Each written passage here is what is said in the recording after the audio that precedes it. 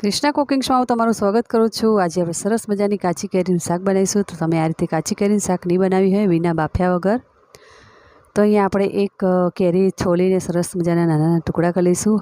અને પછી એક તપેલામાં આપણે તેની અંદર અડધો ચમચો તેલ, તેમાં રાઈ, જીરું, હિંગ અને હળદર નાખીને કેરીના કટકા નાખી દેવા।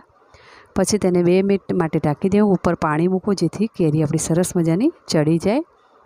તો પૂરો વિડીયો જોવા માટે મારી યુટ્યુબ ચેનલ પર જોવું। તો અહીંયા આપણી સરસ મજાની કેરી ચડી ગઈ છે। ઉપર પાણી મૂકવાથી આપણી કેરી એકદમ જલ્દી ચડી જાય છે, 10 થી 15 મિનિટમાં થઈ જાય છે। તો અહીંયા આપણે મરચું, હળદર અને ધાણા પાવડર નાખીને સરસ મજાનું તેને હલાવી દઈશું અને થોડું 2 થી 3 ચમચી જેટલું પાણી નાખી દેવું। પછી 50 ગ્રામ જેટલો ગોળ નાખી દેવો। પછી બરાબર થઈ જાય પછી આપણે લીલા ધાણા નાખીને તેને સર્વિંગ બાઉલમાં સર્વ કરી દેવો। તમે જોઈ શકો છો એકદમ સરસ મજાની કાચી કેરીનું શાક બાફ્યા વગર કેવું સરસ